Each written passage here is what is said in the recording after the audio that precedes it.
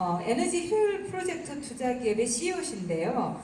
그리고 또 에너지 절약, 미국 에스코 협회 효율성 평가 기구 등에서 비영리 단체 이사로도 활발하게 활동을 하고 계십니다. 네, 토마스 드리센 씨 박수로 환영해 주시기 바랍니다.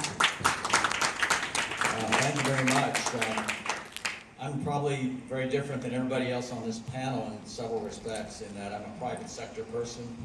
And I live where deals are done, where we call where the rubber meets the road. So I'm not, but recently I've been thrust into a program that I'm really excited about. We've evaluated the energy efficiency markets in 5 countries in Southeast Asia for the Carbon Trust funded by the UK Prosperity Fund. And it's quite, what we did was we tried to create a scheme of in each of these markets of what does it take to have a robust EE market. And so we focused on the gaps and interventions that could possibly make a difference. And so when looking at the OMPD program, I said, well, let me take that same approach on gaps and where I see some gaps and where there might be some interventions that could happen.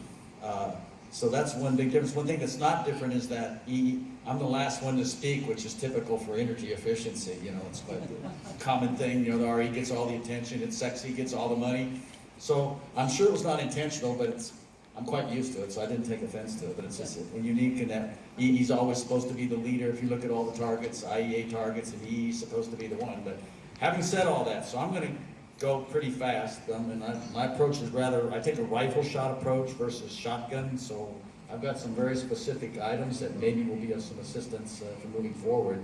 The area where I see a gap was in, and it's no surprise, is in the BRP program, the Building Retrofit Project.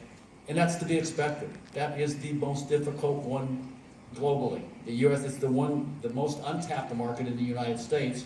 I mean, one of the drivers, which may or may not be a factor here, is you've got a disconnect between who pays the utility bill and who's responsible for making the investment. Tenants pay the utility bill, so any savings go to them, and yet the landlord's the one that has to make the investment for the system, so that there's that huge disconnect. I'm going to talk about a solution